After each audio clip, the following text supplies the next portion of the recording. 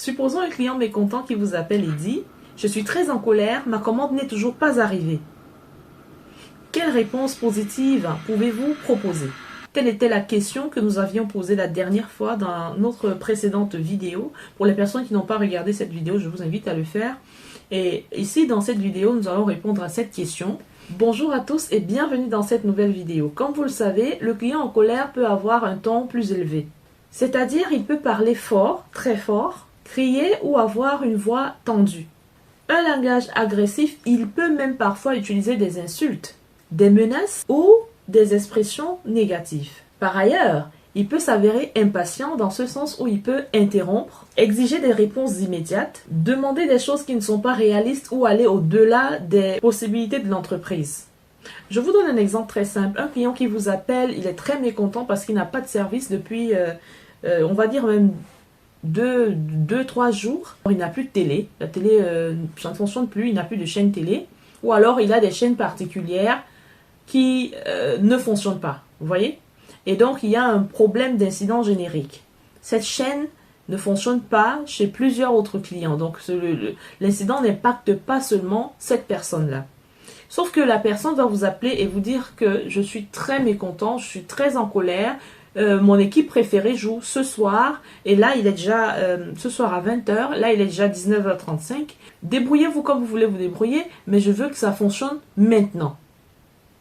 Vous voyez qu'entre 19h35 et 20h, et que il peut s'avérer que ce soit un incident générique, le dysfonctionnement, et même si ce n'est pas un incident générique, il peut s'agir d'un dysfonctionnement qui ne peut pas être résolu en moins de 30 minutes, moins de 25 minutes.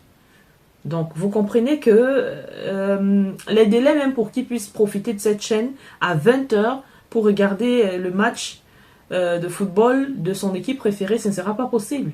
Mais il va vous exiger une solution immédiate. Il va vous dire que je ne quitterai pas le téléphone, donc je ne vais pas raccrocher tant que vous n'avez pas trouvé une solution. Je veux que ça fonctionne maintenant. Si vous avez déjà eu à faire face à ce type de client, faites-moi savoir dans les commentaires. Ou alors si vous avez eu à faire face à ce type de problème et que vous avez eu à exiger des solutions, racontez-nous dans les commentaires ou partagez votre expérience avec nous s'il vous plaît, si vous voulez bien. Voilà. Donc, c'était une manière de vous dire qu'il y a des éléments qui font en sorte que le client peut se mettre en colère. Déjà, détecter la colère sont des éléments son ton élevé peut faire en sorte que d'entrée de jeu, vous pouvez déjà savoir que ce client, il est tellement mécontent, il est tellement voilà, hors de lui-même quelquefois. Comme on a dit, hein, il y a certains qui vont même vous dire des mots blessants. Mais je dis toujours qu'il ne faut pas prendre ça de manière personnelle. Ne prenez pas ces agissements du client comme une attaque personnelle. D'accord? Voilà, c'est normal. C'est normal. Vous payez pour un service, même vous, quand vous essayez d'être empathique, vous essayez de vous mettre à la place du client, d'accord? Vous vous rendez compte que c'est logique, c'est légitime que la personne soit en colère. Vous ne pouvez pas payer pour un service pour en profiter et que vous ne puissiez pas en profiter. Surtout au moment où vous en avez le plus besoin. Comme le cas du monsieur qui voulait regarder son équipe de football préférée. Donc c'est normal qu'il se mette en colère. Maintenant, c'est à vous de comprendre sa colère. À vous de lui démontrer que vous avez compris sa colère. Car vous pouvez remarquer, la colère, c'est souvent le reflet d'une frustration ou d'une déception. Comprenez? Alors, dans cette vidéo, nous allons vous montrer comment gérer un client en colère. J'ai fait d'autres vidéos sur comment calmer la colère, comment parler à un client mécontent agressif. Il y a beaucoup de vidéos que j'ai fait là-dessus parce que oui, il faut le reconnaître. La colère, à 80%, vous allez toujours, quand vous travaillez dans le service client, vous allez faire face à des réclamations, vous allez faire face à des clients, pardon, vous allez faire face à des clients très mécontents, très agressifs, d'accord? Donc il faut vous préparer non seulement à reconnaître ces différents types de clients, à pouvoir calmer la colère, par ailleurs savoir gérer la colère des clients, d'accord? Alors, voici la démarche à suivre pour gérer un client en colère. Alors, numéro 1, restez calme. Ça, c'est le premier point, c'est la base. Si vous souhaitez gérer la colère d'un client, il faut rester calme. C'est-à-dire, ne réagissez surtout pas de manière émotionnelle. Deuxième point, écoutez attentivement. Donnez au client le temps et l'opportunité de s'exprimer pleinement. Troisième point, montrez de l'empathie. il est très important de faire preuve de compréhension envers la situation du client. C'est ça également qui vous permet de montrer au client que vous avez essayé de vous mettre à sa place, vous avez compris son problème, vous comprenez? Et c'est ça qui fera que ça va éviter que la colère ne grandisse vraiment. Parce que la colère, qu'elle ne rencontre pas de résistance, elle n'a pas lieu d'être, lorsqu'il n'y a pas de résistance. Remarquez bien, même lorsque vous êtes en train de... Vous avez quelqu'un en face de vous, la personne est en colère, elle est vraiment en train de chaud-bouillonner, vous allez certainement... Et si vous respectez ces étapes, et je rappelle, hein, je précise, les étapes que je suis en train de vous donner ne sont pas seulement les étapes pour gérer la colère des clients mécontents. Comprenez? Ça, c'est vrai, c'est un cas particulier parce que nous travaillons dans le service client, dans la gestion de la relation client. Mais... de manière générale, même dans nos relations interpersonnelles, appliquez cette méthode, appliquez ces règles que je suis en train de vous donner. Vous reviendrez témoigner dans les commentaires que ça marche. D'accord? Et aussi, il y a une phrase qu'il ne faut jamais dire à un client lorsqu'il est en colère ou alors à quelqu'un lorsque la personne est en colère. Si vous restez jusqu'à la fin de la vidéo, vous allez découvrir de quelle phrase il s'agit. Si vous avez une idée, écrivez dans les commentaires. 4e point, s'excuser si nécessaire. Alors ici, ça veut dire quoi? Ça veut dire que si l'entreprise est en faute, il faut présenter des excuses sincères. Nous allons profiter pour donner la réponse la plus appropriée. J'ai dit que vers la fin de la vidéo, vous allez avoir la réponse à la question posée en début de vidéo. Donc, au cas pratique que nous avons soumis d'entrée de jeu, donc au début même de la vidéo, nous avons présenté un problème. On a dit qu'un client mécontent vous appelle et dit « Je suis très en colère, ma commande n'est toujours pas arrivée ». Dans ce type de cas, quelle serait la réponse positive la plus appropriée? Donc, nous retenons ici que la réponse la plus appropriée pour ce type de cas est « Je comprends votre frustration. Permettez-moi de vérifier immédiatement où en est votre colis. Je vais vous contacter dès que j'ai plus d'informations et trouver une solution pour que vous puissiez recevoir votre commande au plus vite. » Voilà comment vous pouvez répondre dans ce type de cas. Et ici, nous sommes en train de parler de présenter des excuses dans la mesure où on est en train de gérer la colère. Donc le 4e point a dit ici, il faut présenter des excuses. Mais il faut présenter des excuses si nécessaire. Si nécessaire, ça veut dire que ce n'est pas tout le temps que vous allez juste dire je vous présente des excuses au nom de l'entreprise ou bien vraiment nous sommes désolés pour ce désagrément. Non, ce n'est pas tout le temps. Et c'est pourquoi vous remarquerez, il y a toujours des clients qui disent tout le monde, c'est ce que vous dites tout le temps. Vous voyez? Donc, avant de présenter des excuses au client, parce qu'il peut arriver que le client soit en faute. Mais on ne dit pas au client que c'est de votre faute, vous comprenez? Mais c'est juste une manière, vous avez compris tout à l'heure quand on est en train de... Dans la réponse, il n'y a pas vraiment de... Il n'y a pas d'excuse. Parce qu'il peut arriver que le client ait fait une erreur lors de la commande ou qu'il ait oublié de renseigner certaines informations qui auraient été vraiment nécessaires ou très importantes pour finaliser la commande. Donc avant de présenter des excuses, il est important de faire des vérifications. Oui, parce que votre service, si tout le temps vous êtes toujours en train de présenter des excuses, toujours en train de présenter des excuses, ce n'est pas très bien pour l'image de votre entreprise. Ce serait comme si votre entreprise, vous êtes toujours tout le temps en train de faire des fautes. Non, quelquefois, de manière polie, il faudra amener le client à comprendre que oui, oh Madame Dubois, je viens de voir, je remarque sur le dossier que malheureusement lorsque vous avez effectué votre commande, le numéro de compte bancaire, vous n'avez pas mis un numéro de compte bancaire où vous aurez dû être débité afin que la commande soit finalisée, par exemple.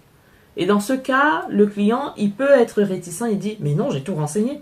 Mais en allant vérifier lui-même, ou bien s'il est vraiment conscient, ou bien s'il prend du recul, il pourra comprendre que effectivement, il n'a pas renseigné, ou bien ce jour-là, lorsqu'il était en train de faire les validations, peut-être il a entré le code, on ne lui a pas donné la confirmation, etc. Il comprendra que oui, le problème ne vient pas d'eux directement, que moi aussi, quelque part, je n'ai pas été très attentif. Par exemple, ça ne veut pas dire que le problème vient toujours du client, non. Mais il est important de vérifier, de comprendre, et bien, quelquefois aussi d'attirer l'attention du client pour lui faire comprendre que voilà, c'est parce que comme ci, comme ça. Parce que figurez-vous, quelquefois, le client appelle, moi je me rappelle quand j'étais téléconseillère, j'ai eu un client une fois qui appelle et qui dit « Oh là là là là là là, votre service, mais c'est vraiment de la poubelle. Rien ne fonctionne, rien ne marche. C'est vraiment, je vais taire le nom de la société, de l'entreprise ici. » Et lorsqu'il vient comme ça, il a râlé, il a bavardé, il a crié. Oh, c'était vraiment désagréable, je peux vous rassurer. Et figurez-vous, il a dit vraiment des choses touchantes, non seulement vis-à-vis de l'entreprise. Et moi, je me disais, bah, tiens, je travaille pour une entreprise qui ne vaut pas la peine, c'est ce qu'il veut me démontrer.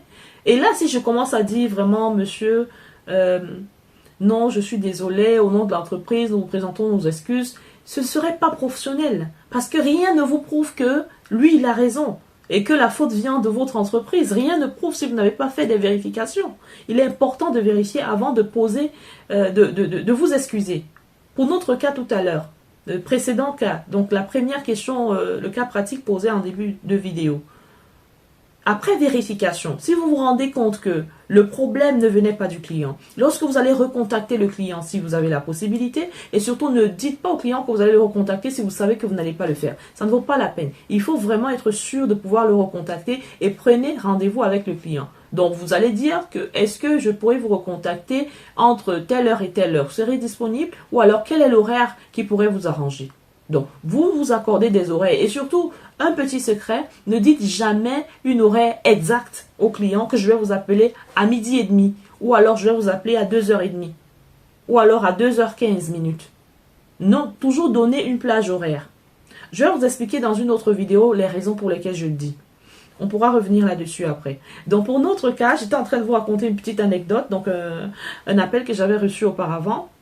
Le client, après avoir déversé sur moi sa colère, son mécontentement, j'ai pris la peine de vérifier sur les outils, parce que vous avez aussi, moi, comme je vous le dis toujours, hein, à l'époque, j'avais été téléconseillère technique. Donc, je travaillais plus pour le service technique, parce que oui, ma formation de base, c'est dans les réseaux et télécommunications. Donc, alors, le client, après tout ça, j'ai fait ma vérification à travers mes outils, oui, parce que pendant que le client est en train de râler, de parler, prenez le temps de l'écouter, l'écoute active, prenez des notes aussi et laissez-le vraiment, laissez-le vider son sac, c'est très important. C'est pourquoi on vous a dit tout à l'heure de savoir, de savoir rester calme, comprenez. Donc, lorsque je vérifie, je vois que le bouton Wi-Fi était éteint.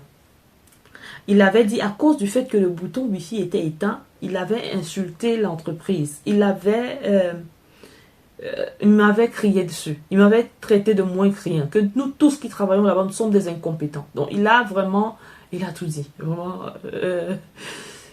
j'ai juste su garder mon sang-froid parce que c'était très désagréable. Il y avait même des insultes personnelles. Et moi, je n'ai pas pris ça pour une attaque personnel parce que je comprends, il est très énervé.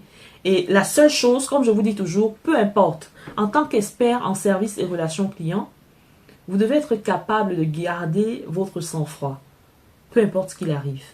Oui, parce que même si vous criez dessus, si vous flanchez juste un peu, si vous essayez de basculer vers le bas, de faire profil bas, de sorte que vraiment vous laissiez le client dominer, restez calme, ne rien dire ne veut pas dire que vous avez laissé le client dominer. Vous êtes resté calme pourquoi? Vous êtes resté calme pour analyser, pour investiguer et comprendre d'où vient l'erreur. Donc, j'ai pris le temps de vérifier. Je me suis rendu compte que le bouton Wi-Fi était éteint. Vous savez quelle était ma réaction? Une fois qu'il avait vidé son sac, j'ai dit, je comprends sa colère, mais j'aimerais que nous puissions effectuer une manipulation et on va effectuer des vérifications pour nous rassurer qu'Internet fonctionne correctement à la maison. Et donc, je lui ai demandé d'aller appuyer sur le bouton Wi-Fi de sa box, donc de son modem Internet. Il a dit, ah non, tout est allumé. J'ai dit, monsieur, s'il vous plaît, rapprochez-vous de votre modem Internet. À travers mes outils, je remarque que le bouton Wi-Fi n'est pas allumé, raison pour laquelle vous ne pouvez pas avoir accès à Internet. Pourriez-vous, s'il vous plaît, avoir l'amabilité d'appuyer sur le bouton Wi-Fi pour l'allumer, s'il vous plaît?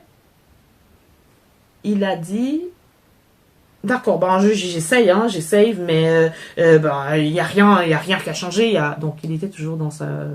Voilà, j'ai juste demandé poliment. Je l'ai convaincu au final et il a appuyé sur le bouton. Il est allé vérifier, il s'est rendu compte que oui, le bouton Wi-Fi est bel et bien éteint et il a dû l'appuyer. Et j'ai demandé qu'il se connecte, qu'il vérifie si la connexion, si ça marche. On va vérifier sur ces différents équipements et au final, tout fonctionnait correctement.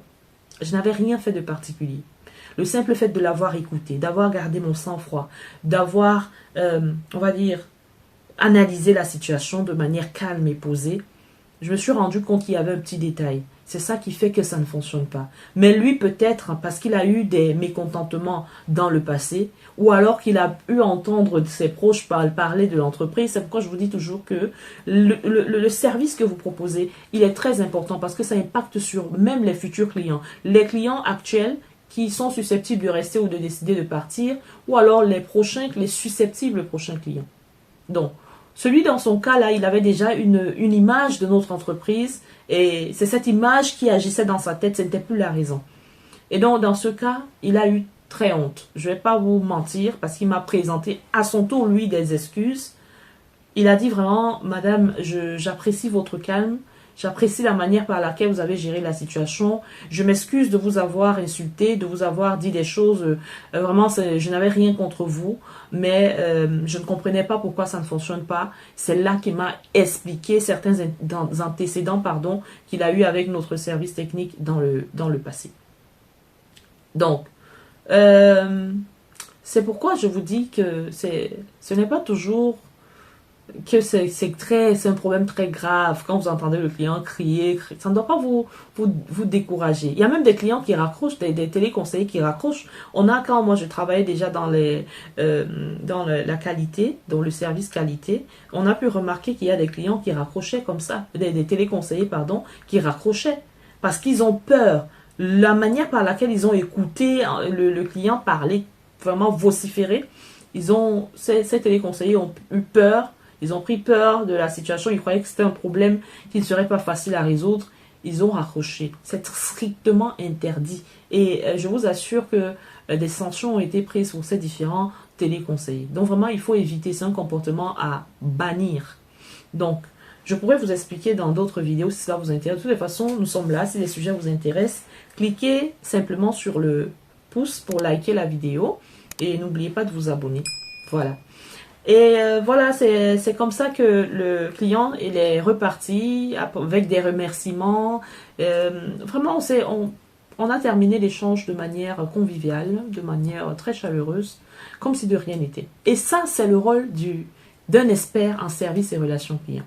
5e point, proposer des solutions concrètes. Trouver des solutions pour résoudre le problème du client. 6e point, rester professionnel, c'est-à-dire maintenir un ton de voix calme et posé. Ne me dites pas merci pour cet exemple ou alors pour ces différents conseils que je viens vous donner. La seule manière de me remercier serait de liker et de partager cette vidéo. Ce sont des conseils très, très importants car en gérant la colère d'un client, vous pouvez transformer une situation négative en opportunité de fidélisation. Alors je vous disais, pour les personnes qui sont arrivées jusqu'à la fin de la vidéo, voilà le petit bonus, la phrase qu'il ne faut surtout jamais dire à un client lorsqu'il est en colère, ou alors à une personne, même dans votre entourage, lorsque la personne est en colère, c'est calmez-vous. En aucun cas vous ne devez dire cette phrase à la personne. Vous savez pourquoi? Parce que cette phrase ne fera que nourrir la colère de votre interlocuteur. Parce que la personne va prendre cela au premier degré. Mais madame, calmez-vous. Si vous êtes en train de dire calmez-vous, la personne ne va pas comprendre vraiment que vous êtes en train d'essayer de vraiment calmer la situation ou bien de vouloir discuter. Il faut laisser la personne vider son sac. Vous savez, quand une personne est en colère, c'est des frustrations accumulées. Ce sont des choses que la personne a tournées en boucle dans son cœur, dans sa tête. Et la personne disait, oh là là, quand je vais avoir un téléconseiller. Et vous êtes le téléconseiller qu'il a eu au téléphone. Et donc, vous devez écouter de manière attentive. Vous devez laisser cette personne s'exprimer pleinement. Ça faisait également partie des règles que vous devez respecter. Donc, il faut laisser le client vider son sac. Ne pas l'interrompre lorsqu'il est en train de vous expliquer le problème. D'accord? Voilà. Et c'est la raison pour laquelle la phrase qu'il ne faut jamais dire est « calmez-vous ». Vous pouvez encore revenir avec en disant que vous comprenez sa colère, avec d'autres termes que vous allez utiliser. Parlant de termes, je fais plusieurs vidéos, j'en ai déjà fait même, où je vous donne des expressions qu'il faut dire, qu'il ne faut pas dire, ce qu'il faut dire à un client en colère, les phrases qu'il faut dire à un client en colère, et j'en passe. Merci infiniment pour votre aimable attention. Si on reste là, la vidéo ne sera jamais terminée. Je vous souhaite de passer une très belle journée. On se retrouve à la prochaine. Au revoir.